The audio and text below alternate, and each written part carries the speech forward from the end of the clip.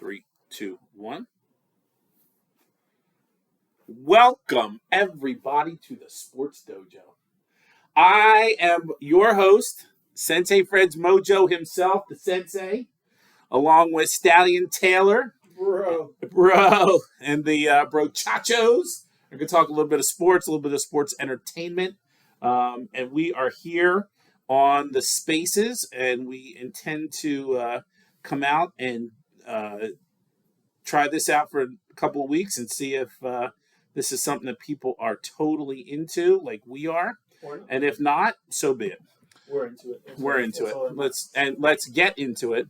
I want to start with our first topic, first big topic: money. Money. And I want to talk a little curveball here about the money in college football. So, perennial powerhouses in the Pac-12, USC and UCLA, heading to the Big Ten. So I throw this to you, young stallion. The impact on college football playoff system and what happens now to the Pac-12, what happens to the SEC. Your thoughts about this somewhat seismic shift in college football? Well, I'm not a huge fan of this whatsoever, but I think we've seen this coming, and it's just no denying at this point it's happening. But it's without a doubt going to change college football forever, and it's going to change, and there's just no stopping it. Yeah. I mean, it all started, last year it was Texas, Oklahoma. This year, quieted down a little bit. USC, UCLA just woke up the giant again. Yeah. I mean, I think ultimately this is going to lead to the death of the Pac-12 because there's rumors that Washington and Oregon are going to be the next to defect.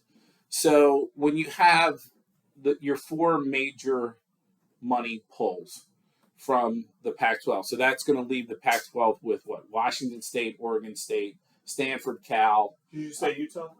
See now, Utah. Yeah, I heard that rumor too. I don't know if Utah stays, and then you have the Arizona schools, which, but Colorado. Well, what I heard, and this is the rumor that's going around, is that Colorado, Utah are going to bolt for the Big 12. Right. So, Colorado, formerly Big 12. We have Colorado, formerly Big 12. Utah certainly fits the demographic, if you will, right. In the Big 12 because they have big offense and no defense. So defense is a rumor in the Big 12. But with the defection of Oklahoma and Texas, you could pull a Colorado and a Utah, and that keeps the Big 12 at least in the conversation. Right. I think what is interesting to me, and listen, the reality is that we are moving closer and closer to a playoff, a real significant playoff in college football because the money's there. I don't know. You talk to me about this. I mean, so you're going to be basically looking in the end of it, as far as the big conferences go, the SEC, the Big Ten, and then you got maybe the Big 12. I think you have to have four. So what now you also look at is the SEC and the ACC and what happens with them. But I think ACC too is going to. I mean, I almost think ideally what I could see happening is you have two just ultimate power conferences, and it's almost like NFL. Yeah, and you have two conferences, right, and then everybody else is in their own different league. Yeah, I mean, it's almost like, the old NFL, AFL from back in the 60s, okay. Which I know you weren't even a twinkle in somebody's eyes. Right. Yeah, shut up. Anyway, but no, it was, the first Super Bowl was really what they called the NFL World Championship. The reason why they called it a Super Bowl, because they didn't have a name for it, but you had the champion of the NFL, which at the time was the Green Bay Packers, versus the champion of the AFL, which turned out to be the Kansas City Chiefs. So, and I think that's what college football is moving towards. Because if you look at the landscape and you look at how this is going to go, you've got to have at least almost two divisions within these super conferences. But if the one side would be what I guess it would be, and I don't even know how this breaks down geographically, but I guess it's the Big 12 or Big 14 or Big 30 or whatever they're going to be, and and the SEC versus what? I mean, there's no maybe the Big 12, but I think that if the Big 12 and the Pac 12 essentially get relegated, But maybe they have to come together and make a super I think conference. what happens, you add with the leftovers from the Big 12, the leftovers from the Pac 12, and the ACC, but then Yeah. how do any of those conferences, how do any of those teams still compete with the powerhouses of the SEC? Well, it's the and money. It's the TV money. See, I think ultimately what happened to the Pac-12 was that the Pac-12 network was a disaster, Right. and it had been a disaster. So instead of listening to all the people that said you got to hook up with ESPN and Fox or whatever, the Pac-12 said we can do this on our own because I think they looked at what the Yes Network was in New York, which is not what it is in LA. But the Yes Network and the Yankees said, okay, we have enough content because we're the Yankees. So the Pac-12 said, okay, we're going to do this because we have enough content. You don't. And you don't have teams that draw. And especially because most of the football watching public is in a time zone that doesn't play to the Pac-12. Right. So, when their major games are starting at 10 o'clock East Coast time, you're not going to get the viewing audience that they thought.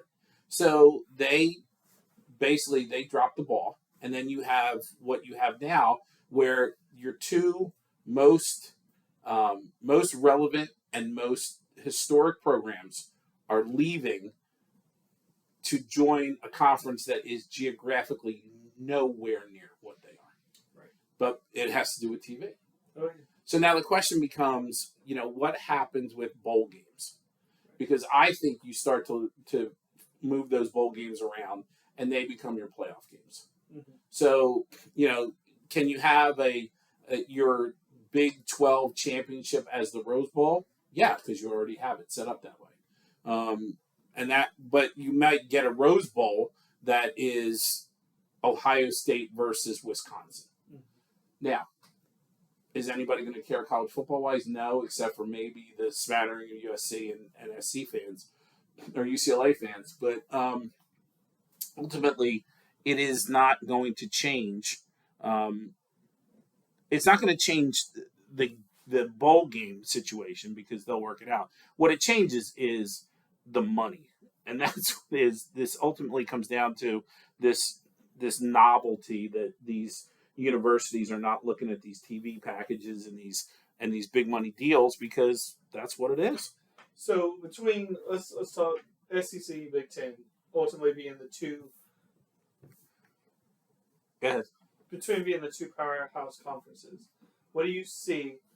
How big do you see those conferences getting? Oh, they're going to have to be huge. I mean, they're 20, already huge. SC was what, 16, 14? I think it was 14. Yeah, well, you had the Pac-12, and the Big 10 was really at 14, so you're looking at 16 teams. Well, you see them getting 24 each. Yeah, I mean, well, yes and no. I mean, I think this is the one thing that you can learn about these super conferences is you're going to have content. So, yeah, you could have a 20 – I mean, is it ideal? No. To have 24 teams in a conference? No. But if you broke them into three divisions, like NFL. Right, but 12 and 12 is even a lot. Maybe. But nonetheless, but even now, if you have 16 teams, you got 8 and 8. I mean, that's perfect when it comes to bracketing and this. 24 is a lot, but again, if you've got – I mean, if you're looking for content, then yeah, you're going to pull in as many – I mean – Maybe what you do here is I know you said 3. Maybe you find a way, have 4 hear me out all the way. 4 conferences. You have Big Ten, SEC. Everybody knows there's 2 big dog conferences. You keep Big 12, you keep Pac-12, or you keep Big 12, you keep ACC, but you have to add teams from whichever one of the Power 5 conferences goes away. then maybe you add some of the Conference USA teams, and what you do is you have a playoff, and I mean, in the end, you still give this a bigger playoff. I still think you give those underdog teams. They're in the smaller conferences, right, but but they still have. I almost think, like for me personally, I think you need a Pac-12. I think you need a conference that sort of represents the West Coast. I mean, realistically, you should have conferences that represent all four regions, but that's just not, college football wise, it's just not going to work that way. So what you have is you basically have the North, the South, and the West. Right. Because the East is part of the South. It's part of the South or North. So, but when you start talking about college football, like I look at my own alma mater, the powerhouse Temple University, in the most powerful, and let us not forget the AAC, super powerhouse conference. You've got Temple, East Carolina. That's what I was referring to when I said Conference USA. American yeah, but essentially they're on the same part. Right. So you're looking at but like a USF or not so much USFF because or USF because they're on. Yeah, see, like Cincinnati would be an easy pull for the Big Ten. Especially because of the growth that they've made as a program over the last couple of years. Plus, and like you said, Temple was something. They made some inroads when Matt Rule was the coach. Now, right now, they've sort of fallen off, but I like that. But again, Temple's always going to be a mid-major. They really okay, but like a UCF. Yep, now, where does UCF sort of fall into it? Could they be part of the new ACC? Right. Like Temple, they said Temple's never going to be something. And again, I'm always speaking about this because it's my alma mater. Right. But, at one point there was prominence and, so they stay in the American Conference. They pull, some of the, maybe Boston College, maybe if the ACC does break up, Virginia Tech, Temple, North Carolina. I don't know. But as far as the SEC goes, the SEC has carte blanche of schools. So, you and I talked pre-space or whatever, our conversation here talked about the SEC is going to target Clemson. They're going to target Florida State and Miami because they're the biggest draws. Right. And you set up such natural rivalries as well. Right.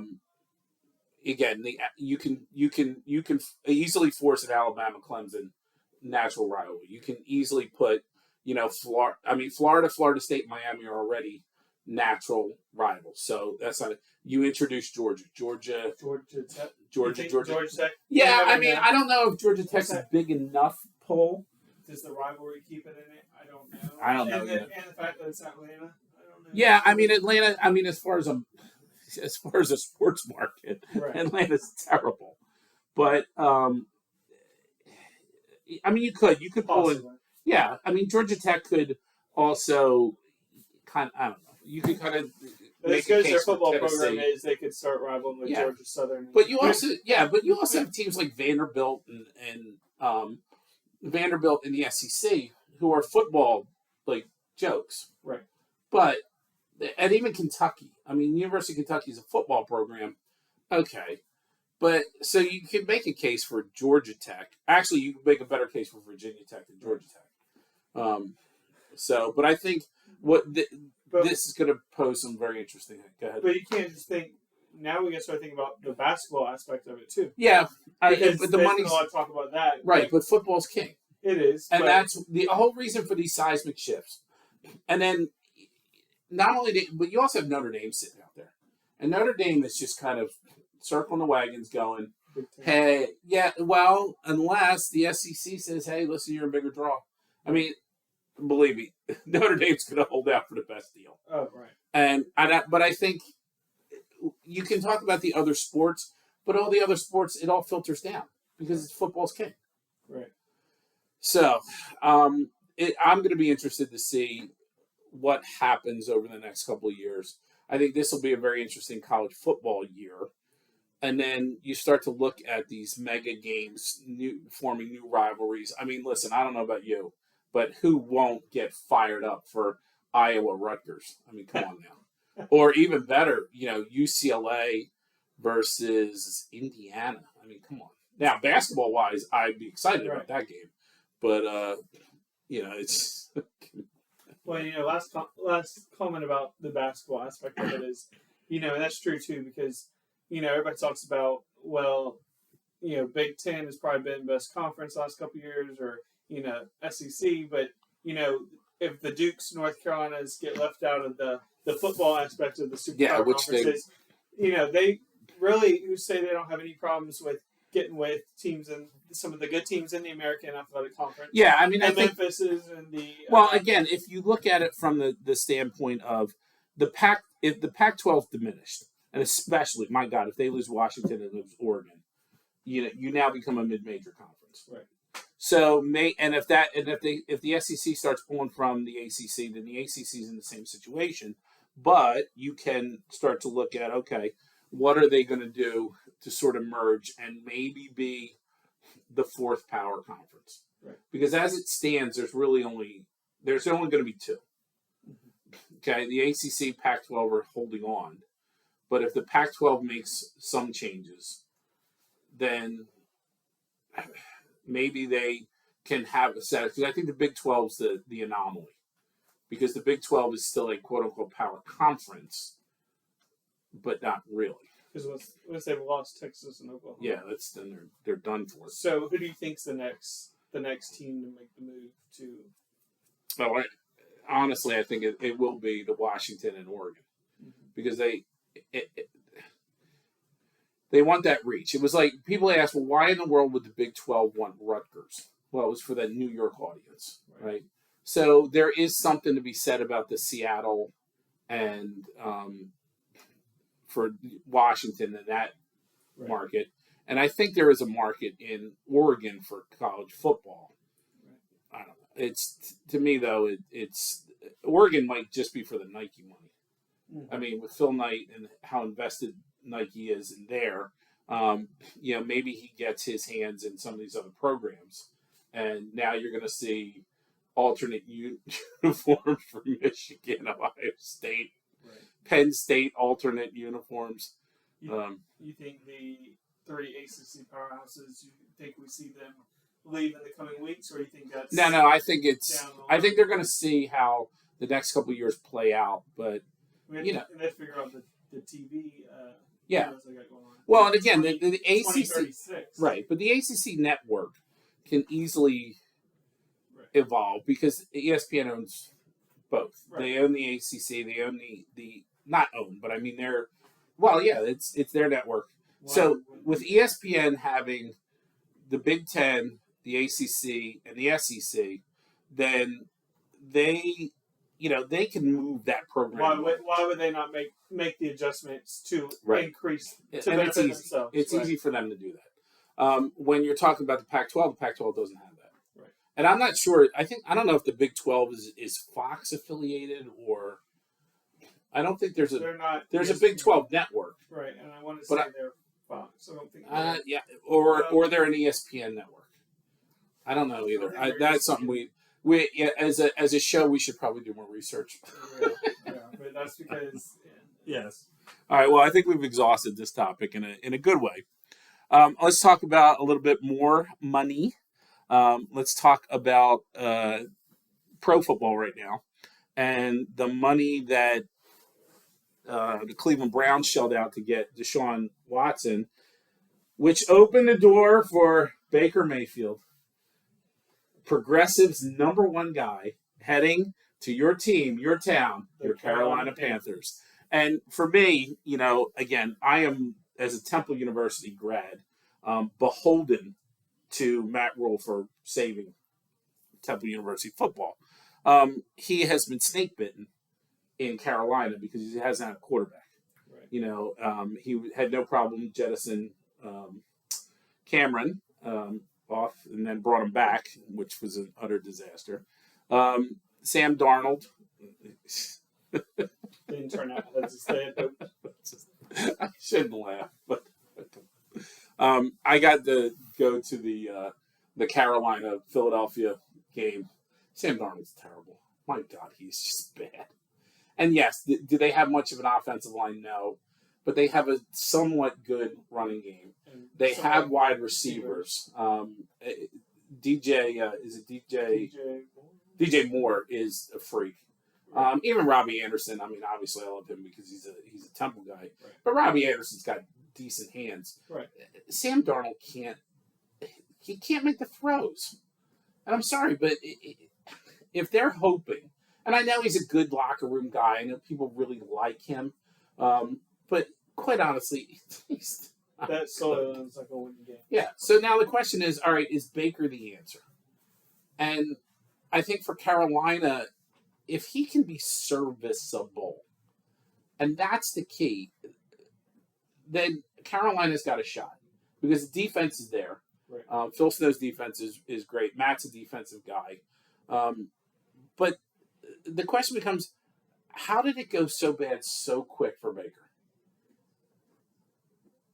Your thoughts? And what does Deshaun, is Deshaun the answer?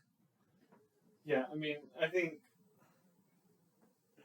there's just, what am I trying to say? I think there's just a dark cloud over Cleveland. Oh my God, is there? I mean, from management to the coaching to, and then there was the whole drama between him and OBJ, and I mean, right. But but how? All right. So I had heard from some Cleveland insiders, people sort of in the know, is that Baker and Kevin Stefanski, the head coach, did not get along because Baker could not follow the game plan. And when I say that, it is he was checking out of way too many of the plays. And that's sort of, and we can touch on this in a minute, the reason why Carson Wentz got jettisoned from Indianapolis. And I heard that as an innuendo, of all things, from Pat McAfee. Okay. So it's, we're going to roundabout, and we'll touch on Pat in a little bit. But yeah, so the big problem was that it isn't about Baker's talent, it's about Baker's decision making and him checking out of plays that Stefanski's calling. Do you think all these guys, maybe not Kyler Murray, but all these guys that are coming from Oklahoma, you've always heard about how Oklahoma, it's always about the system. And that's why they're so good. You think then they get the NFL, they have all these I think routes, and they can't. Right, but here's the other thing. Look at Alabama. What was the last great Alabama quarterback in the NFL? Okay? Right. And again, Mac Jones has kind of had a really good rookie season. Again, he's a systems guy, this and that. But I think if you notice, even to a certain extent, the book's still out on Trevor Lawrence. Okay, Deshaun is a really good quarterback. I mean, I cannot deny. As a human being, obviously, I find him to be reprehensible. But talent-wise, you can't deny how good Deshaun Watson is. But prior to Deshaun, the Clemson quarterbacks, who was the last great Clemson quarterback? Last one being in the NFL was Charlie Whitehurst. The great Charlie Whitehurst, yes. Who did? He was around for a while. He was a very good backup. Yeah. And I think this is what it's like trying to find the last great Michigan quarterback in the NFL, and you got to go all the way back to Tom Brady, who was not, by the way, a great quarterback at Michigan. Right. And this is why the quarterback position is so important, not only in college, because you got to have somebody who is not going to lose you a football game, but in the NFL, it's key. This is why, why is Kansas City perennially a contender? Because Patrick Mahomes is that good. What makes the Bills a legitimate Super Bowl contender? Josh Allen, who was, by the way, terrible in his mechanics when but he's coming out of Wyoming. Right. But Brian Daboll got a hold of him, and he's got all the talent. And the arm talent is there. There was no doubt about the arm. Boy talent. Can run too. Yeah, and he's a gifted athlete. Joe Burrow. Okay, in 2 years he's in the Super Bowl. Why? Because the arm talent is there. But you look at Baker. Does Baker have arm talent? Not really. Um, and as a anybody who knows me knows that I am a born and raised Philadelphia Eagles fan. It's the big question mark about Jalen Hurts. And quite honestly, if Jalen Hurts can make the throws on an NFL level, we're not having the consternation that we are in Philadelphia. But I think even you look back at college and Jalen, if Jalen was really that good enough, he would have never got benched. Never. No. But then you look at Tua. Okay, so Tua, everybody was Tua, look at his arm. And then he's done nothing in Miami. Don't give me weapons. Because he's had weapons. I think Tua is more talented, but I think all these Alabama quarterbacks, it's great. It works for college because they got all these athletes around them. But and not that they don't in the NFL, but it's just a different ballgame. But what is Alabama known for? Running the football and playing defense. Right. What's Clemson known for, realistically? Running the football, playing defense. Right? Georgia. How did Georgia win? Defense. Running the ball and defense. And this is what, like, if you're noticing these trends, it was different with Trevor Lawrence for Clemson because Trevor Lawrence, I really feel he's that good. I really do. I think Urban Meyer was the worst thing that could have happened to that kid. Do I think that for him, will Doug Peterson be like a savior? I don't know. As a former Philly guy. Not former, not current. Still maybe you should be. Go ahead. As I say here, if anybody is listening on Spaces, I'm wearing my Bryce Harper shirt. Lest anybody be confused. Doug Peterson. Yeah, here's what I think. How do you think that's going to work out for him? Ultimately they will be better because I think Urban Meyer was that bad. Right. I just think that you got to. I think what Doug will be able to do is really coach. If he can really coach up Trevor Lawrence, Jacksonville's got a chance. Okay. I think if Doug, the problem is that Doug couldn't convince Carson Wentz to stick with the game plan. Okay. And this is like the innuendo that I come back to from Pat McAfee was that the reason why they were so quick to get rid of Carson was now the reason why it didn't work out in Philadelphia is because Carson was too busy checking out a place. And Carson was about Carson, okay? Which kills me as a fan because you go, the kid's so talented. He really is. But if you are at the quarterback position with offensive coordinators and head coaches that are former quarterbacks, it doesn't, and you're checking out of their plays, it's a bad mix. I mean, everybody in Indianapolis so excited. Carson Wentz going back with Frank Reich. He had he should have been the MVP if he didn't get hurt. Under Frank Reich as the offensive coordinator, he goes there for 1 year and they get rid of him. Boom, done. Why? Checking out of too many plays. For Trevor Lawrence, with that arm talent, I don't think Trevor Lawrence does that. Right. I think he legitimately, like if he and Doug can form a trust, could you have a situation like they did in Cincinnati with Joe Burrow? Absolutely. Could you have an Andy Reid, Patrick Mahomes sort of relationship? I think so. I think Trevor Lawrence is that talented. I really do. And I think after you've been through what you've been through, Urban, I think it's that much easier for him now to be able to build that trust with somebody. And I think the reality, too, is that Doug's a much more competent coach. And I don't say that because of the lack of success that Urban Meyer had. It's in how Urban Meyer went about getting his success. Yeah. He's turned out to be just a no good Nick. And for me, he's a hate the face because I can't stick. Yeah, I can't stand him either. But he'll wind up back on TV or something. He'll be probably in one of the new networks. He should never coach again. I think this, of anything, will help him to realize he probably should never coach again. But he'll be back as an analyst somewhere. He's got such an ego. He'll never see. But that's what I mean. He'll never see what he did wrong. Listen, they put Pete Rose on baseball analysis. They'll take Urban Meyer because he does see the game. He's fine. As far as quarterbacks and the NFL and Deshaun, I think Cleveland hedged their bets. And I don't think Deshaun's going to get much of a suspension. I really don't. I think if he's cleaned up most of these things. You saw that they tried to propose, I guess, a 12-game suspension. Right. But him and the Players Association denied it. Right. And I think a lot of it is because they can point to the fact that there was nothing criminal done. Okay. Yeah. And it's horrible to think, but they'll go back to the Ray Rice thing, where Ray Rice, they had him on tape. Right. And Ray, and to Ray Rice's credit, he called. He said, "This is what I did. This is what happened." To Ray Rice's credit as well, he did what it takes to go through counseling and change his ways, but his career was over.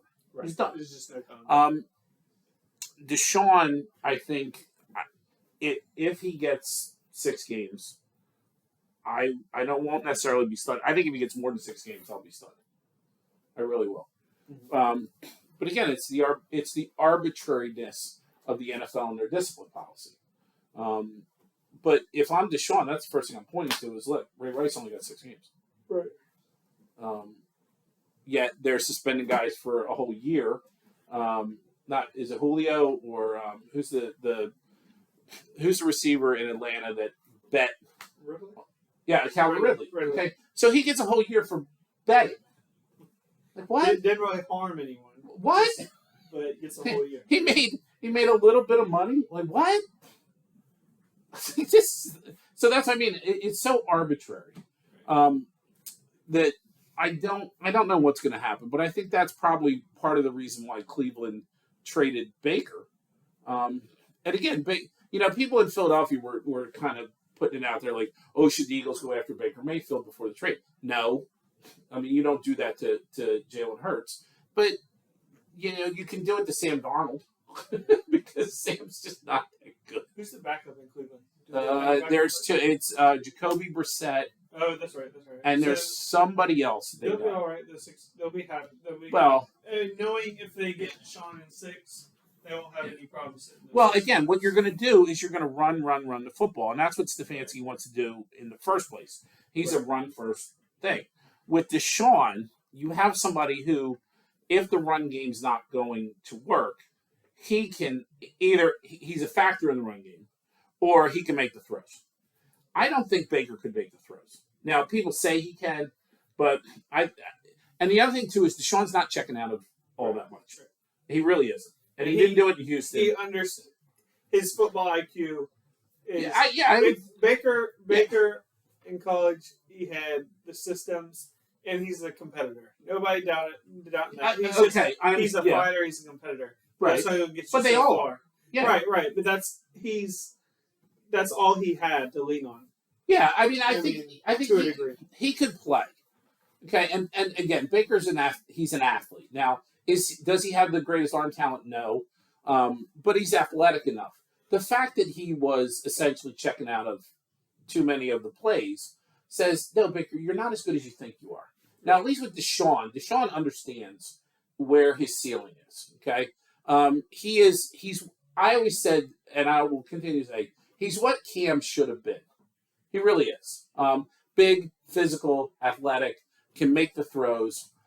Cam could at one point, but then he lost his mind. And I think that's the problem. What'll be interesting to see is what Baker brings to Carolina. Because there is talent there. There's a lot of talent. I think the other thing, too, for them is what do you do with Christian McCaffrey? Because he's kind of, he's a great weapon when you have him. I don't know that he'll be there much longer. I don't know what his contract. Yeah, I don't know. I think they're paying him a whole lot of money to not play. But he can't stay healthy. And if he does, I just don't know if he'll be there much longer. Yeah. Especially if this year doesn't turn out to be anything. Yeah, or he gets hurt again. That's. I was surprised that they haven't moved him. Mm-hmm. But maybe Matt's holding on, and this is obviously. If Carolina doesn't win, Matt's gone.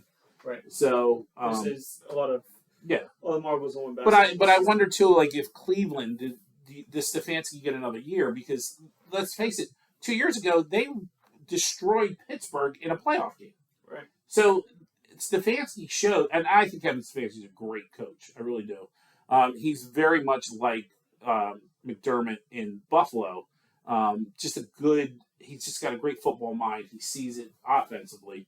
McDermott sees it defensively. But anyway, I think the Deshaun thing, the trade of Baker, this is going to be interesting to play out because let's face it, my friend, there are only 61 days. Right. I mean, training camp starts in what, 12 days? Yeah. Preseason will be here. And before you know it. And I'm already jonesing. With the crushing defeat of the Philadelphia Stars in the inaugural USFL Championship to the vaunted Birmingham Stallions, we're left only with the CFL. And I don't know how much CFL you watch. I figure you're probably a big Hamilton Tie-Cat fan. But, I listen to a lot of people myself on the sports, and a lot of my people are like, "Oh man, I want summer to be over." I'm in no interest for summer to be over anytime soon because I love the summertime. But man, I wish the USFL was better football because I get to the point I start watching like The Replacements with Keanu Reeves. Like that's how desperate I get for football. So anyway, all right, let's talk a little bit. Over under. Yeah, let's table that because I think we've had a really good discussion about, this. I'm interested on your take if you want to talk a little basketball real quick before we get into the thing. 2-year, $122 million extension for Dame Lillard. Boy, I didn't think they had that much money in Portland. Holy mackerel. That's, you talk about rewarding loyalty. That's Dame Dimes. And why would you not be loyal when you're making that money? Well, but again, he didn't have to. Right. He could have bolted. He could have done what everybody else has done over the last 5, 6, 7 years, and he didn't. So then you're paying him that much money, but how are you going to bring other people in? Well, because you don't pay anybody else. Realistically, you don't have anybody else in Portland. Right. So then you take it to the other, and again, I can't say that I take joy in the implosion of the Brooklyn Nets. I think it's euphoria. I don't think it's joy. I think it's beyond that because they took that bum Ben Simmons. And he has once again wrecked another franchise because Kyrie wants out and Kevin Durant wants out. So because they brought that poison in. And granted, I know people, they want to get all over James Harden, which is fine. James Harden took a $15 million pay cut, quote unquote. I'm using air quotes for the people who are listening, because he's betting on himself on the year 2 of that deal. Right. But he took a $15 million pay cut because he wants the Sixers to be able to bring people in. They're going to help him win a championship. Kyrie and Kevin Durant, who were supposed to be best of buddies, a complete implosion. So when you look at Damian Lillard, you look at a guy who just doesn't bring that kind of nonsense to a franchise that drafted him. So, obviously he's going to be Portland for life. Right. But, but with that, now again, it's an extension, so you can spread that money out. For sure. But what happens with KD? Is Damian Lillard staying for the length of this enough to draw him all the way out to Portland? I don't know. So we talked about some of the teams that we have seen since kind of the KD talk has started. Mm-hmm.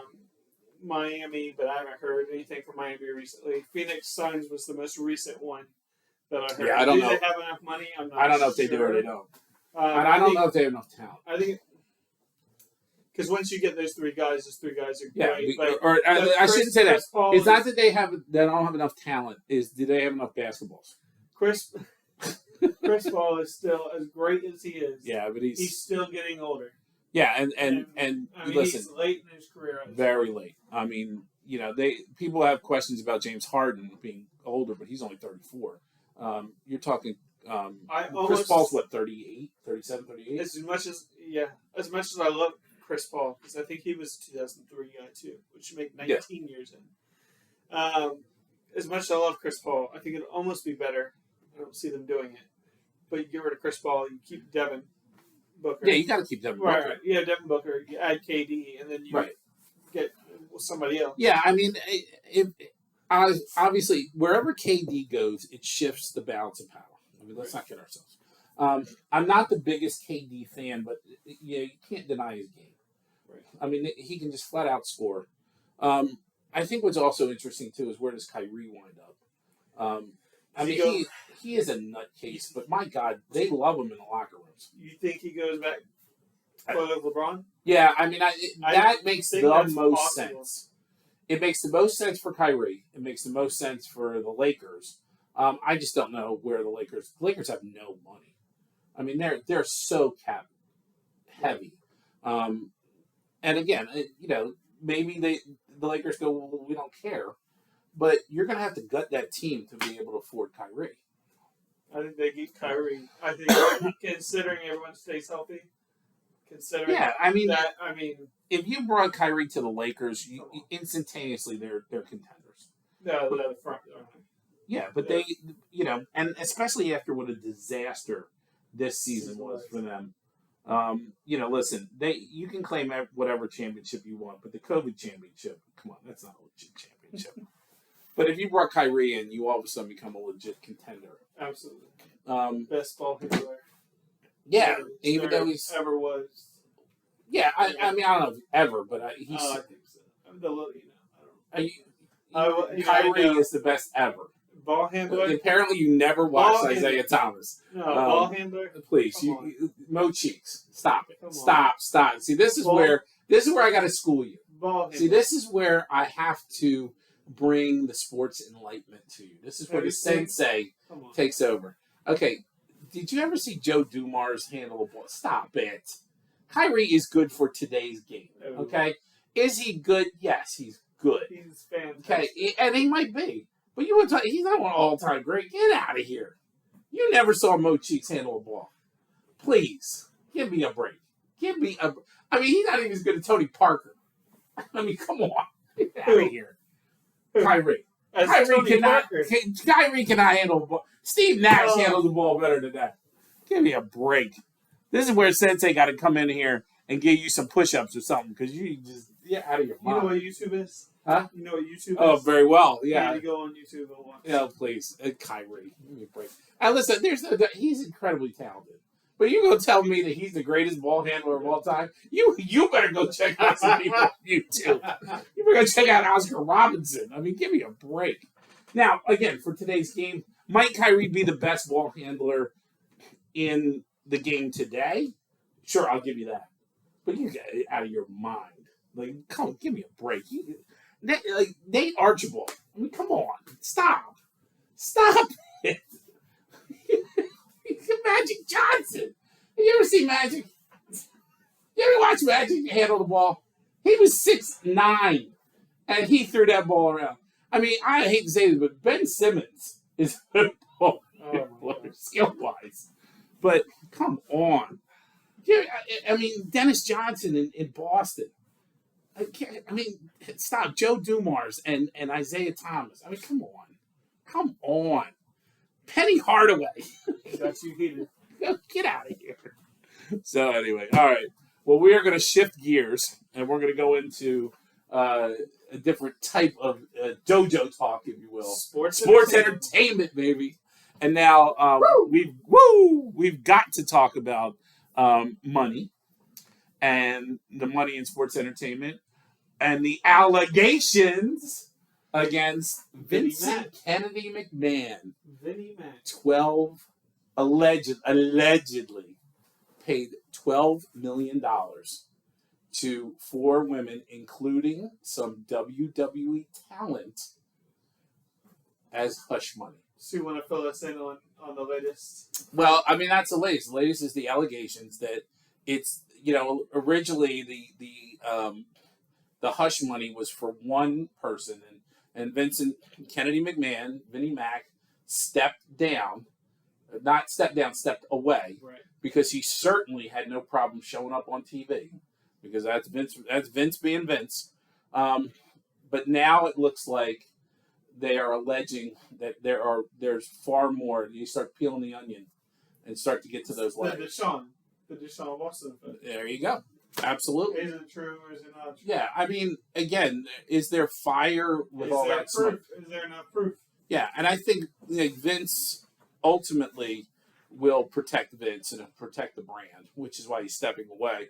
I think what was interesting about this whole situation was a couple weeks ago, Stephanie is let go. Triple H walks away. Okay. And then all of a sudden, Vince is in trouble. And I think, and I've said it before, I think part of it was maybe Stephanie found out what was going on, and Triple H. She got really upset with her dad. Probably said a whole bunch of things that got him upset. Little family squabble. Stephanie steps away. But then, when Vince is ready to kind of, I don't know, bury this or do whatever, here comes Stephanie and Triple H, which I think is best for the WWE. Absolutely. And especially for the stockholders, because you say what you want. I think Stephanie is really. Oh, I think she's great. I think she's great, especially from a PR sense, and watching how she has grown the sort of charity brand and the women's division. Right. You know, the emphasis on the women. I think Stephanie has been really strong, and you know what? She's good on camera. I mean, Stephanie can be one of the best. She can get more heat in no time. Triple H, I mean, obviously NXT is his baby. Him and Shawn. You know, I think the health scare probably really scared him, but you know, how long can he stay? Yeah, he loves it too much. How long can he stay? And that's, you know, that is what makes this whole thing. You know, so it is convoluted, but it's professional wrestling. I mean, it's like I don't know if you've ever seen that Dark Side of the Ring. Right. So the Dark Side of the Ring show is great. I think it's really great because you talk about some of the despicable things that have gone on, and I'm actually just starting. But the first third of JR's book called Slobberknocker is about his life story, and just some of the things that this was back in the 70s. So I mean, you look at what Vince is accused of, and it's only sensational because we're talking about. They used corporate money to try to hush this up, if that's what the charges are. But you're going to tell me that a 74-year-old man, you know, still sowing wild oats because he's, I mean, let's face it, Vinnie Mac is jacked. I mean, I don't know if you remember McAfee's stories of Vinnie sending him texts at 3 o'clock in the morning that he was in the gym. Right. Okay, you find me a 74-year-old man that isn't on roids. And what's Vince care? You know, he's 74 years old. So I'm sure Vinnie Mac was, you know, and does Linda care? No. Right. She's in her 70s. Just go. Have at it. But it's the corporate aspect of it. You know, I'm watching Dark Side of the Ring the other day, just on a repeat, and they talked about this character named Herb Abrams, who originally started what was called the UWF. And what it was LA based. This was like the mid 80s, late 80s. And this guy, when they talk about some of the stories, he was doing so much coke and just bad business practices and all this other craziness. And you go, all right, so Vinnie Mac, you know, the crime is you can't use corporate money to hook people up. Right. But, you know, obviously he didn't use personal money because then you got to explain to Linda why, you know, $6 million is going out of the personal fortune. Right. Or you got to explain that to Stephanie or whatever. So, I don't know. This whole thing is yeah, is it seedy? Sure. Does it really matter? No. What do you think ends up being the end result from all this? I think the end result is that Vince McMahon is just, he kind of fades away. You do? I think he has to. I think eventually he's going to realize that he's more bad for business than good for business. How long do you think it takes? I mean, because you look at it won't be SummerSlam. It won't be until after SummerSlam. Right, but do you think it's that soon between now and then? I think what happens is that the McMahons look at SummerSlam, and if Vince, I mean, part of it is, too, if they go after him legally, Vince doesn't want to deal with that at 74 years old. Right. So, he might just take the easy way out and just say, I'm done. Mm-hmm. And I'm sure they're going to come up with some sort of deal where Vince is, completely away from the company, which he's not. He'll never be. He's Vince McMahon. So, but I mean, I think what happens, though, which is really interesting, is that if Vince actually has to step away, what starts to happen with the programming? And at what pace? Yeah, well, that plays. it plays a huge part. Changes immediately. For me personally, I hope so. Are they drastic changes? Yeah, I would hope so because listen, you and I are going to get into like SmackDown last night, and what a disgraceful show that was. Was not even.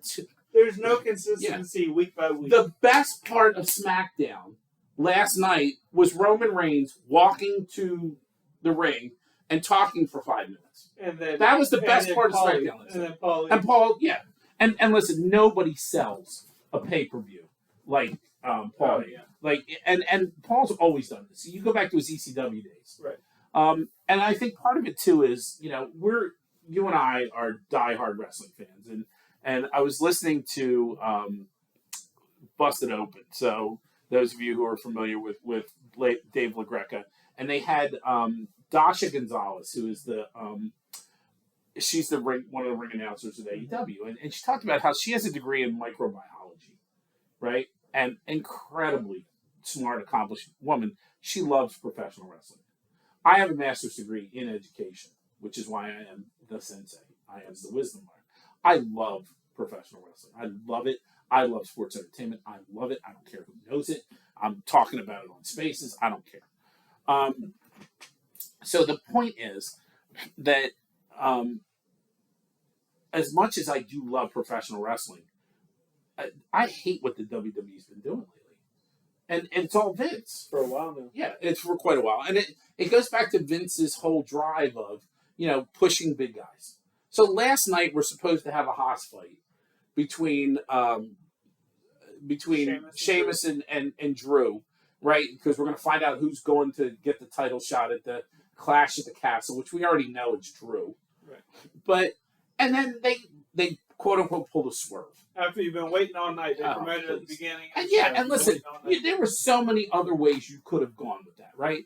But for Sheamus, for them to make Sheamus go chicken out. Yeah, not chicken out, but I'm not medically cleared. I could have a touch of the COVID. Like, stop it.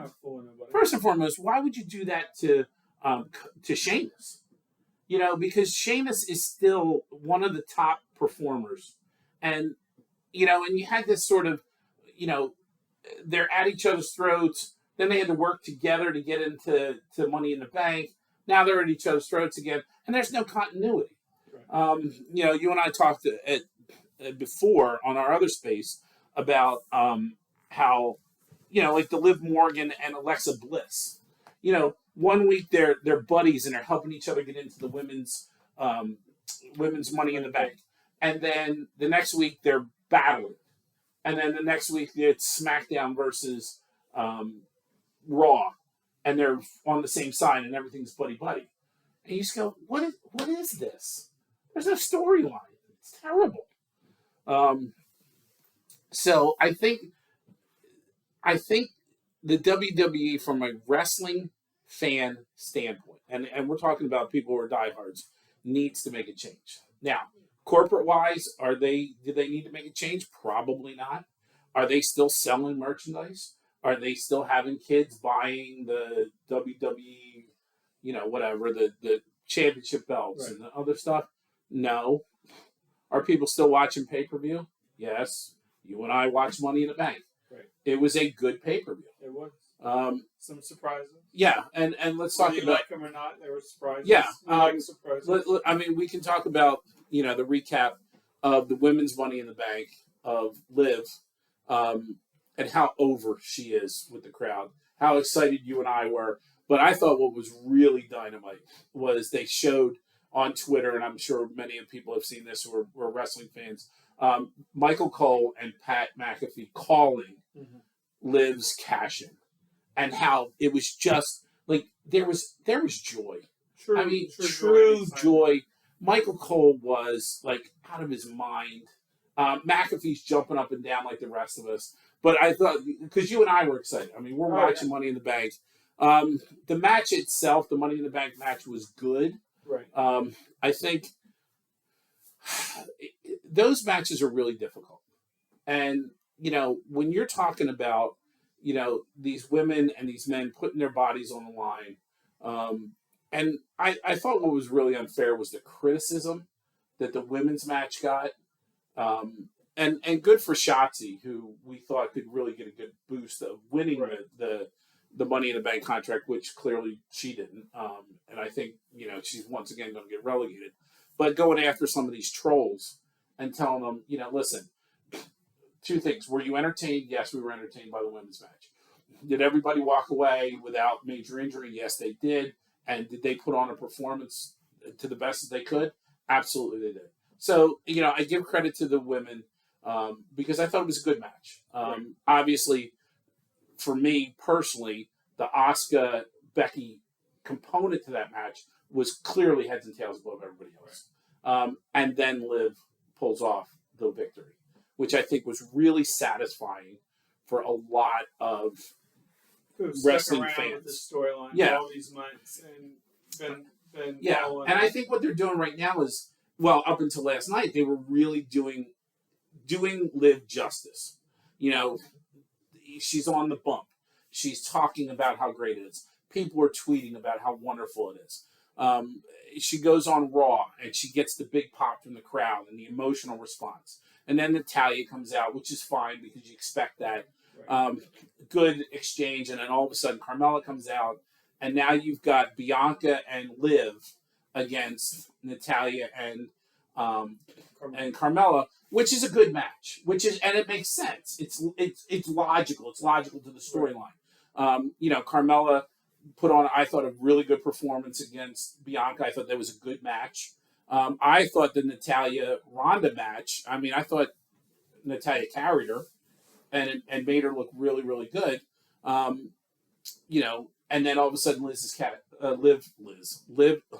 is cashing in. And you wanted to see some upset fans came very close when, I mean, it looked. Oh yeah, it looked. We looked at each other. So if you're, because it was like, oh no, Liv is going to cash in and she's going to get her ankle broken. You're thinking WWE is going to screw her over, and they did. Yeah, and good for Ronda to not only take the loss, which obviously she wanted the most passionate person in the locker room to take it, because if you notice, she was okay with losing the title, right? And I think part of it is that her title run has not been spectacular. Right. I don't know what. Listen, I loved Ronda in the UFC, and I think you and I talked about this on the last space we did. But her WWE run is just not good because she can't be Ronda.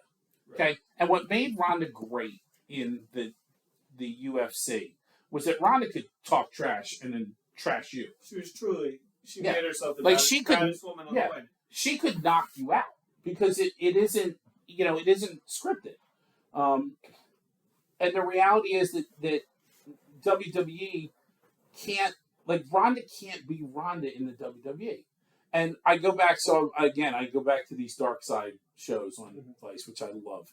And they basically did the Dark Side of the UFC. It was Dark Side of the 90s. They talked about the original UFC, right? And how that was just a bloodbath, and it was just crazy. But it led to the rise of Ken Shamrock, who I still to this day don't like. But Ken Shamrock was a professional wrestler, okay? Right. So you go, wait a minute. He was a pro wrestler first on the independent circuit. Had this opportunity to be in the UFC because this idea of no holds barred fighting was really great to him, right? So he goes and he becomes Ken Shamrock, and it's a bloodbath between him and Royce Gracie. And the first, like, we're going now like UFC 4, UFC 5. But then when Shamrock talked about his post life after UFC, Like he went back to the WWE and he couldn't sell because he said, "Look, I can't do like these guys are. I'm losing to guys who, if this was the UFC, I would kill them." Right. And he's got a legitimate point. It's the same thing for Ronda. Like I can believe that Ronda could lose a match to Charlotte because Charlotte's a gifted athlete. Okay, do I believe that like legitimately Becky could beat her? No. Do I legitimately believe that if you put those two in an octagon, Sasha could beat her? And that's the problem with Ronda. Ronda's just can't make. She's not made the transition. They almost it was different because Brock was in WWE first. But yeah. Brock was a wrestler. Right. And, I mean, he was a multi-time NCAA champion. Right. But still, Ronda could hold her weight in the ring as far as, even if she can't do all the wrestling stuff. She knows enough. Yeah. But well, listen, she was a judoka. She knows the judo. It's not the physical part of it. They have her talk too much. Brock is talking more now than he was. Without Paul. But he never had to talk. He never did. And that's what sold him. So it's almost like... Yeah, Ronda needs a mouthpiece. She does. And you just let her... Brock comes to as close as to really beating people down as you can in WWE without it being... I think that's a legitimate point. I think if you gave Ronda a manager... Why have at least... because I don't think Ronda wants it. I think Ronda thinks she can go out there and she can talk. Well, she can't. Like, the best thing for her would have been, like, Natalya to be her mouthpiece. And Natalya's a great talker. Like, she isn't like... Yes, for sure. Yeah. And again, but... Anyway, and those of you who know us know that I love Natalya, but the young buck over here. I will say over the last 2 weeks of us talking about it, Natalya's grown on me just a little. Again, thanks to you. If you look at how many people she's put over and how many people she's made look good, her in-ring ability is strong. It's incredibly strong. And if you gave her a legitimate shoot fight with Ronda, she could hold her own with Ronda. For sure. Now, but again, so now we peel a few layers off. So we go back. So Liv wins, and Liv cashes in. Okay, the pop she got was extraordinary. I mean, the fans went nuts. Twitter went nuts. They said they started doing it right. She goes out on Raw. There's tears. It's beautiful. There's real emotion. Build her up the week. She goes out on SmackDown. Again, Michael Cole's out there giving her this. And then it just all falls apart. And they literally not only cut the legs out of Liv, they cut Natalya's legs out. Literally. And figuratively. And then what does it do for Ronda? Because now the expectation is Ronda's going to destroy Liv. Right. Going to destroy her. And it's already hard physically. It's already hard enough to believe in the ring that even if Liv does win, that really, we don't know physically. Yeah, there's outside of the fact that Ronda has to do something stupid or somebody has to interfere for Liv to win, but that doesn't set Liv up. Right. And what did Ronda get? Are you joining the conversation? No, I'm getting a permanent marker. Very good. All right, keep going. What did Ronda get out of destroying Natalya last night? And again, how is it that Natalya has no offense whatsoever? Right. Give me a break. It's so this is, but it goes back to the storytelling. It goes back to Vince handpicked Ronda. Vince wanted Ronda to be in there, and Ronda Vince is blinded by the fact that maybe she sells merchandise, but she's not a draw. No, not now. You can hear all the boos. Yeah, they don't, and she works better as a heel, but she doesn't want to be a heel. Right. Well, okay, Ronda, but I don't know what to tell you because they're going to try and make her a heel. If she is to have any long-term success, she has to in the professional wrestling business. She has to turn heel. Has she said she does not want to be heel? She said she wants to be a good guy. Well, because that's what she wants to be. I guess she sees John Cena. John Cena never turned. John Cena never turned ever in his career. 20 years, Super Cena. She ain't no John Cena. She's not John Cena. You loved to hate John Yeah. Cena, but you didn't hate By the way, John Cena. Brock went. You didn't Good hate guy. John Cena. You loved to hate him. It's Yeah. different. But I will always love John Cena. Oh yeah. But even Brock, You like Brock respected it. Brock understood his role. He went in there and he tried to be a good guy. But he did it short term, Right? because it was funny. I mean, is there anything funnier, honest to God, than Brock with the Money in the Bank like it's a boombox? Okay, stop. That was hysterical. Yeah, But that wasn't like Brock wasn't like, I'm here to be a good guy. Brock was like, I'm just Brock. Right. I'm just going. Like The Undertaker. When The Yes. Undertaker ever turned quote unquote babyface or whatever, it's because it just was the storyline. Where, okay, so, and even you saw it last night with Lacey Evans, they tried to make Lacey Evans into a person, and then it's like, no. And it's the same thing. It's like, look, what you have to understand about wrestling, and Jericho says it all the time, which is absolutely brilliant, and that's why I love Jericho. The best personalities in wrestling are the best ones that are closest to who you are. Right. And the reality is, Ronda's not a lovable human being. She's a killer. I mean, she is, and that's what she's always been. So why deny it? Just be Ronda. Sasha never tried to be anything other than the B. I mean, she was. Charlotte doesn't try to be anything other than Charlotte. Charlotte's an arrogant. It's believable. It's That's believable. what it is. If it's not believable, right? Asuka. No one's buying it. Okay, Asuka's insane. She's a Right. nutcase, but she can go. Even Becky, she can change storylines completely 180, and you still believe it. You still believe it. And the big time Becks, I really hope they get back to that, because I love the big time Becks. Okay, not the hard luck Becky, but this and that. I loved Bailey when she had the Bailey buddies.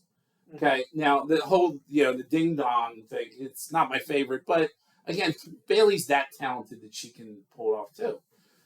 I just don't see anybody else in the WWE, and Ronda just be Ronda, be a BA. Bring Paige. Well, she can't. I know, Paige is gone. Yeah, and it's a shame too, because she was like that too, and you look back at how talented she was, and it's a shame because the injury really sidetracked her.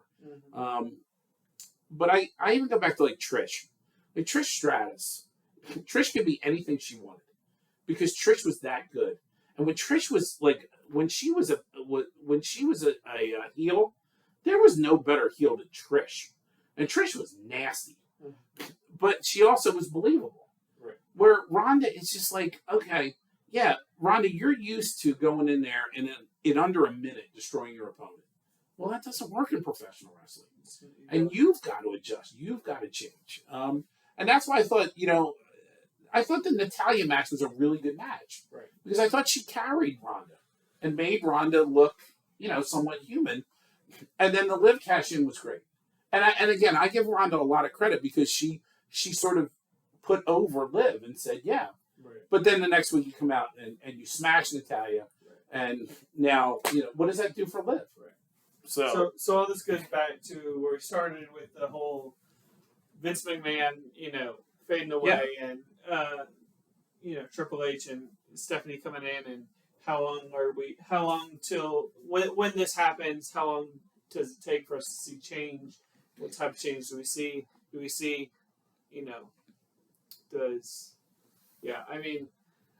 I think there's definitely a bend. Well, there has to. I just think from an audience standpoint and from a viewer standpoint, I know that you got to fill 3 hours and 2 hours of content, but I think what happens is that people, they want the storyline. They want to be more invested instead of this sort of randomness. Do you think when Stephanie and Triple H take over, do you think we lose a little bit of the sports entertainment and it goes more towards I would AEW professional wrestling? Well, but here's the difference. AEW is different. It is. And I, from a personal standpoint, I prefer AEW over WWE right now. The one thing I will criticize AEW about is I think the storylines are too long. So, but I think the great analogy of AEW was made by Bubba Ray Dudley. He was talking about how AEW is a lot like what ECW was. Right.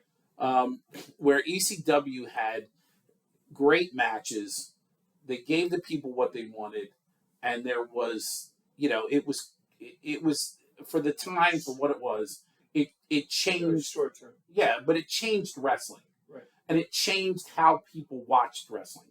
And it changed the storylines. And yes, was it extreme? It certainly was. Early ECW, where it was just blood and just everything was blood and barbed wires. And, but you had somebody like the Sandman, who was just basically a bartender. And he all of a sudden is somebody. And again, what that goes back to is the brilliance of Paul Heyman. Okay? He made Cactus Jack into Mankind. I mean, Mick Foley, people knew of Mick Foley, but Mick Foley became legendary in the ECW. Tommy Dreamer. I mean, Tommy Dreamer is basically like a bouncer, and Taz.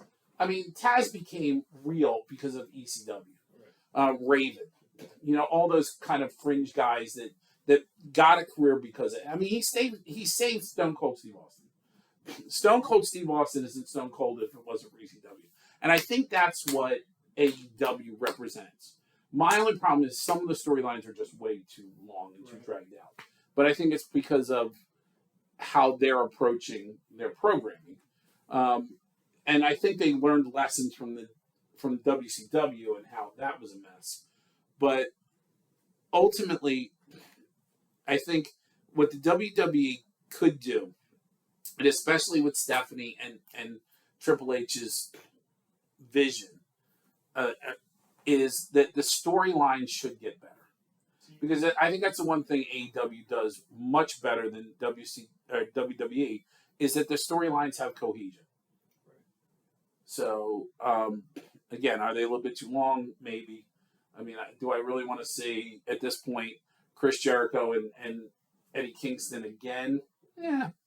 I mean, they're adding different elements to it, but do you really want to, how much more can you see the best friends versus, whatever. Now it's who's mad at them now.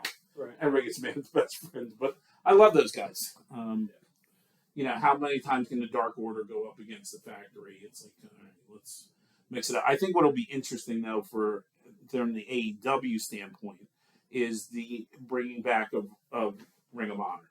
Because now a lot of that talent's going to shift to Ring of Honor. And I think you're going to get some really good, interesting matches. Right. And I think from a pro wrestling standpoint, the greatest thing that happened was that Forbidden Door. And you and I talked about it on the last space that we did. I love New Japan. Like, I'm that much of a geek that I watch New Japan. I watch Impact. I watch Impact Wrestling.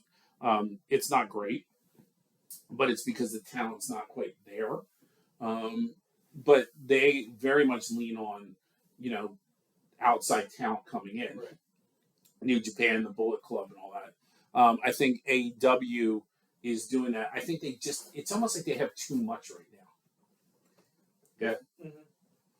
If we see Vince fade away, Triple H, and Stephanie, do we ever see a AEW and WWE? I mean, Tony Khan talked about it. Right. I mean, I've seen that. Yeah. But that means nothing right now. I mean, yeah. as long as Vince is, Yeah, I think, Vince doesn't... Because it would have been done by now if it was... Oh, maybe. If it was... Here's what it comes down to. The WWE is so big and so huge. They don't need to. Right. And they will never need to. AEW, it's just a different philosophy. I mean, Tony Khan is a big believer that when everybody's eating, everybody's good. So that's why you had, you see Impact wrestlers came to AEW for a little bit. Then that sort of went away because I think AEW sees that is not necessarily beneficial. But the connect with New Japan because, most hardcore wrestling fans know what goes on in Japan. And has, by the way, for almost 50 some odd years. Yeah. Because Hulk Hogan went over to Japan. Andre the Giant was huge. Vader, these are all, WWE Hall of Famers. Right. And obviously Andre is one of the most iconic professional wrestlers in the history. But Yes. 3 o'clock. He Uh-oh. wants you to leave at 3 to pick him up. Okay, very good. Sorry about that, fans. We Life really, continues. really, yeah, life goes on. We are going to do this again next week. For all the people who were joining us on this, we really appreciate it. Right now, we got to close the sports dojo, but the Stallion and I are really glad that we were able to do this, and we will continue to do this.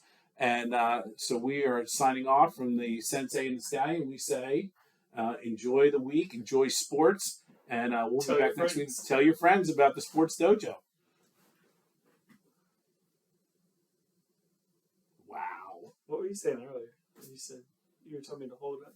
We had one- somebody who was listening. That's what I was, okay. Unless it was us. Maybe it was one of It us. wasn't me.